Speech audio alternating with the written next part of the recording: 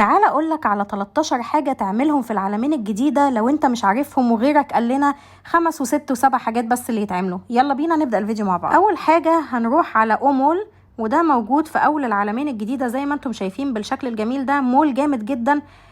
تاني حاجة ان احنا ممكن ندخل نتفرج على السينما الموجودة هناك، ونتفرج على شكل السماء بتاعة المول، او من الاخر كده السقف بتاع المول اللي دايما صبح او ليل او بالنهار او الغروب او العصر في كل توقيتات اليوم كل المول تلاقوه منور بسبب السقف بتاعه. تالت حاجة ممكن نعملها ان احنا نطلع نتمشى كده في الممشى الموجود في العلمين الجديدة.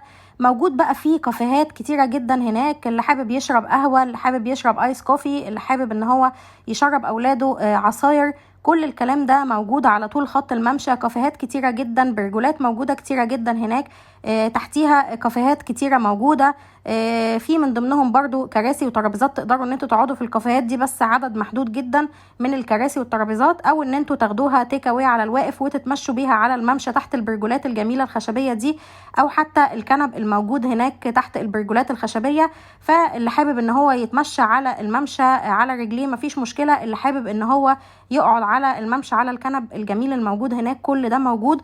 وطبعا طول خط الممشى منور بالشكل الجميل ده. رابع حاجة ان انتوا تقفوا عند الابراج العالية الموجودة هناك وتتصوروا فيها، وعلى فكرة هم كتير جدا وبينوروا بالليل وبتبقى اشكالهم جميلة قوي.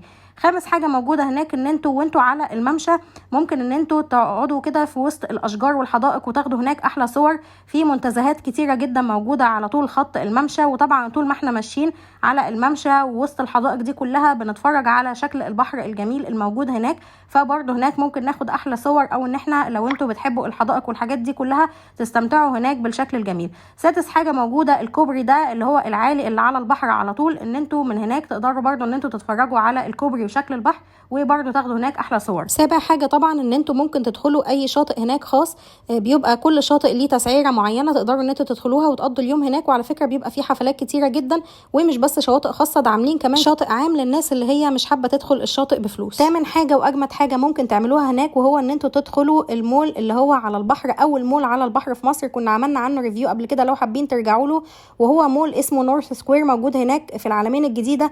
ده من اجمد المولات الموجودة في مصر، اول مول في مصر على البحر فعلا حرفيا. تقدروا وانتوا قاعدين هناك بتتمشوا تبقوا شايفين البحر من كل اتجاه، او لو حتى دخلتوا اي كافيه هناك تبقوا شايفين البحر من كل اتجاه. تاسع حاجة ممكن تعملوها في العلمين الجديدة اللي هي المنطقة التراثية او المنطقة الترفيهية او المنطقة الثقافية الموجودة هناك، ان انتوا تدخلوا السينما الموجودة هناك، احدث سينما موجودة في العلمين الجديدة. 10 حاجة ممكن تعملوها ان انتوا ممكن تروحوا المسرح الروماني تتفرجوا هناك على حفلات كتيرة جدا موجودة، وعلى فكرة هو مش مهجور، ده كان موجود فيه حفلة مدحت صالح، بس هم بينوروها في اوقات الحفلات وبيضلموها في الاوقات اللي هي ما فيهاش حفلات.